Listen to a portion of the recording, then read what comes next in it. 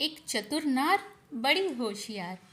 मैंने अपने सास ससुर दोनों को खाने पे बिठा दिया था। बहू, हमें एक एक रोटी गरम दिया करो, ठंडी रोटी दांतों से कटती नहीं, सासू जी ने कहा। मुझे भी इस बात का एहसास था कि दोनों को गर्म खाना ही मिले। इस बात का मैं खास ध्यान भी रखती थी। बहू, सब्जी बहुत स्वादिष्ट बनी है, ससुर जी ने कहा तो मेरा चेहरा खिल उठा। यह सब तो मेरे बनाए गरम मसाले का कमाल है। सास ने जब यह कहा तो मेरा सारा उत्साह खत्म हो गया। यह पहली बार की बात नहीं है।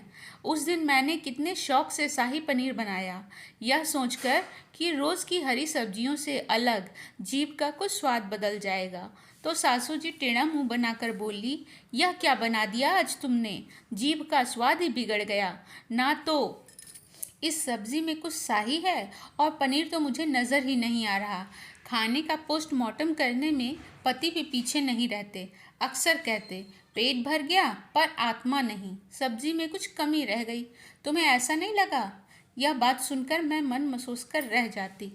बात घर वालों तक रहती तो ठीक थी, पर मेरी पाक कला के चर्चे सासू जी आस पड़ोस में बैठकर करने लगी तो मुझे लगा अब यह बयार बदलनी पड़ेगी।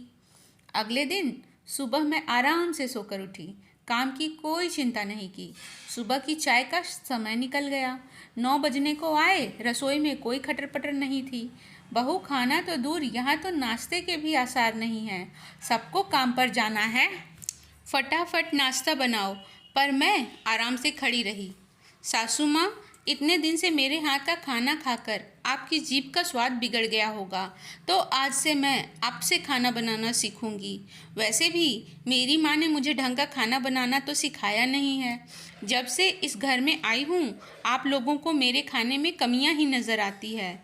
आपसे अच्छे से खाना बनाना सीख लूँगी तो फिर आपकी जीभ का स्वाद नहीं बिगड़ेगा। सासू माँ के चेहरे पर हवाइयाँ उड़ने लगी। रोज रोज की मीन मेख निकालने की आदत से तंग आकर मेरा यह बयान उनको नागवार गुजरा और चुपचाप वे वहाँ से चल दीं। अगले दिन फिर मैं रसोई में थी, नाश्ता बनाने के लिए। सासू माँ ससुर जी को आज भी एक एक रोटी गर्म दे रही हूँ, पर आज दाल में लगाया तड़का बराबर पड़ा है।